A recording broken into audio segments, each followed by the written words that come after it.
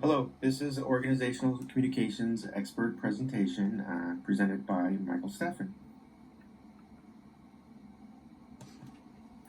This expert presentation will identify an issue in my organization, as well as find solutions, and then also deal with the stress um, that are related to the solutions, and followed up by feedback and what empowerment was needed in order to get the proper result.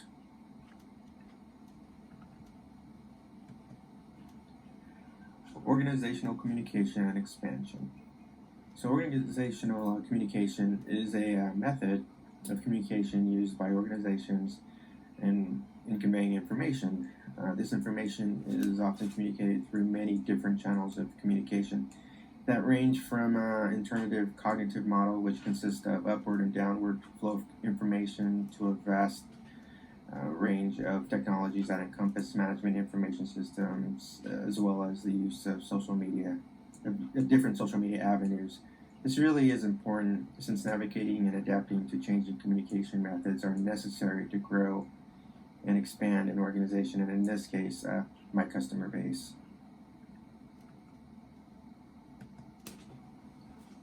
Next, we have identify an issue in an organization. My current company is strictly commercial, and there is an untapped residential market that my current company does not promote or seek after. Residential referrals have often been avoided by my management. Team leadership has chosen to continue with a model that has yielded success in 4 other companies that I've had in the past.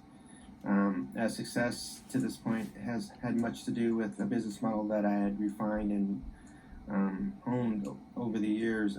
Internal communication was exceptional. However, as it relates to external communication avenues such as technology and social media, communication really has been non-existent for me. Next, we have Beach State Plumbing Services. As we began this class, organizational growth from an unfamiliar business concept really was not a concern of mine. Knowing that my current company had room for growth endeavoring into uncharted waters or the world of social media really did cause me concern due to my understanding of technology. However, as our class progressed and my ability to link concepts grew, it became apparent that moving in a new direction that incorporated new concepts and leadership qualities might be a really good idea. So, in analyzing the impact of the expansion of my current company to begin a residential division, I drew on a formula that I had used in the past for growth. This was a 3-step process where I always focused on clients, transactions, and increasing purchase and repurchase frequency. As a rule of thumb, improvement in these areas by 5% annually has led to a lot of success over the years. However, when applying this formula to a new division, it became evident that a new company would yield higher profits as it could import new techniques and models that I had learned.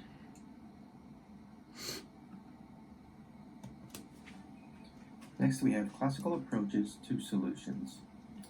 For this assignment, I began it with the idea of increasing communication channels using a web page and mobile web page. The new company was not something I had given any thought to until I began to consider application of the external communication methods I had learned. So, in founding a new company, I determined that the implementing of overlapping ideas of Max Weber, Fred Taylor, and Henry Fail would serve me well in setting up a new company. These ideas, which take into account the big picture and the need for micromanagement in the early phases of a business, I figured would serve well in establishing a business model of management for me. Also, other overarching themes such as hierarchy as it relates to centralization of authority and the ideas of screening, educating, and selecting the best employees weighed heavily in my decision-making process. Additionally, having established a capable team and now stepping away from the current commercial company, I felt it was important to keep all of those pieces in place as I began starting a new company. And again, in a classical approach, as I looked to the future, I wanted to ensure that employees were adequately trained for efficiency and effectiveness, and that this could one day aid me in needing to fill a slot in another company.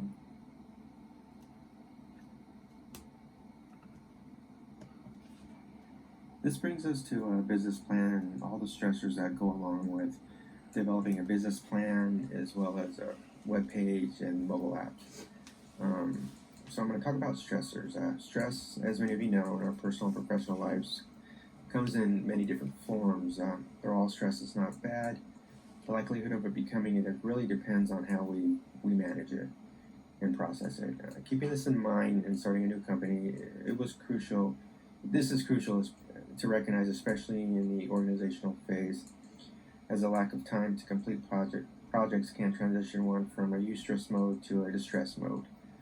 For instance, when this project began, the positive stress that I generated from the new project was exciting, and it was very motivating for me. However, if not, I recognize if I didn't handle it appropriately, it would be easy for me to enter a mode of distress.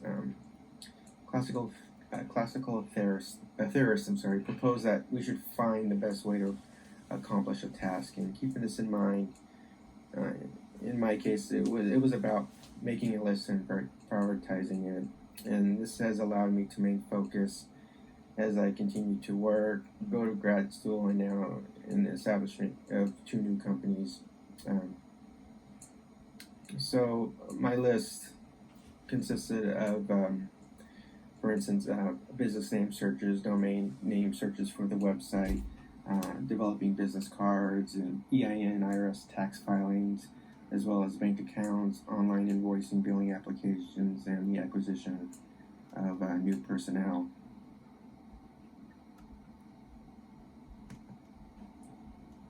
Next, we have the website I developed. Catherine Miller alludes to this idea that there are still people who cringe at the thought of creating a website in her book, and I must admit that this was true for me. However, if I was to make the most of the organizational communication methods we have been studying, I knew that stepping out of my comfort zone was necessary. So the web page application I chose was called Wix. Surprisingly, building a web page was much like building a PowerPoint presentation with templates, colors, and fonts to choose from. This project was very manageable. Also, amending and revising the website for use on mobile phones was streamlined, knowing that a majority of customers research companies from their mobile devices.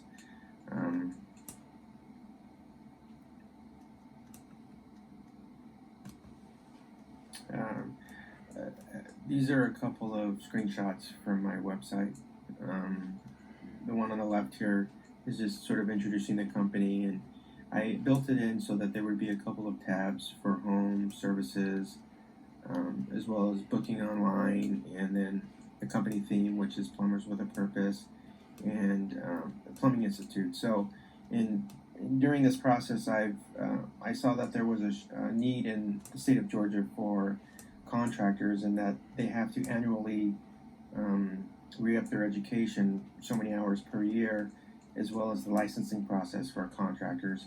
And in going through this process, I noticed that there were a lot of shortcomings in the system that they had. So I opted to actually begin a second company, which was Psld Plumbing Institute, and beginning an online school. So this will be a link to an online school for contractors in the state, but it will also be an avenue for employees, current and future, that they can be educated along the way. So that, if you go on the website and click on it, it doesn't go anywhere yet because I still have to build that, but I'm hoping to have that built and up and running by the end of summer.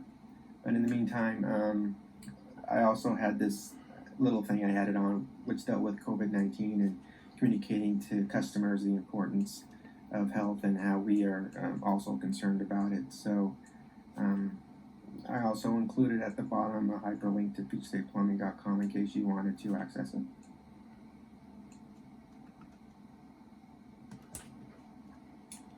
Next, we have feedback and empowerment. Once my employees found out about a new residential company was being formed, I began to receive some feedback. One thing I began to hear was this idea of current employees transferring to the new startup. This was concerning to me due to the effectiveness of the teams that I had in place and their role in making this endeavor even possible. So, as this possible issue began to happen, I distinguished that a few changes were going to have to happen that would facilitate me in transitioning out of my current role into a new role.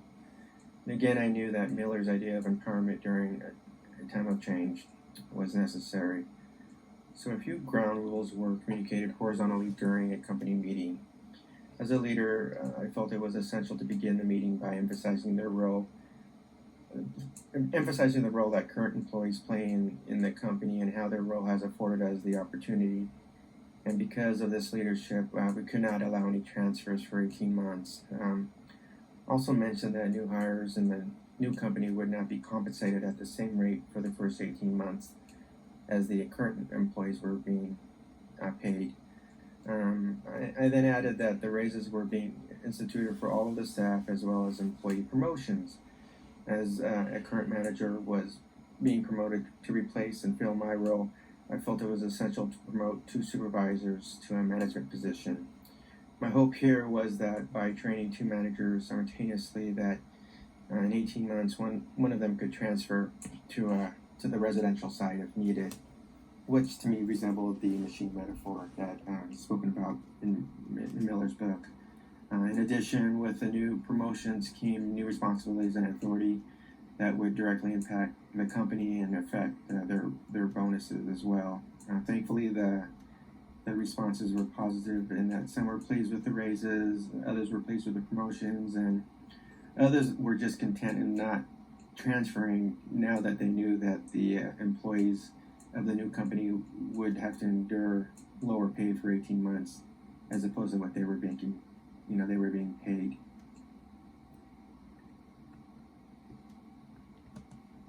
This brings us to the end result. The outcome of this project has a launch date of June 1st. As the PowerPoint, I would say, is about 95% completed. I'm now beginning to focus on new employees and a launch date, and this launch date is really very manageable and attainable.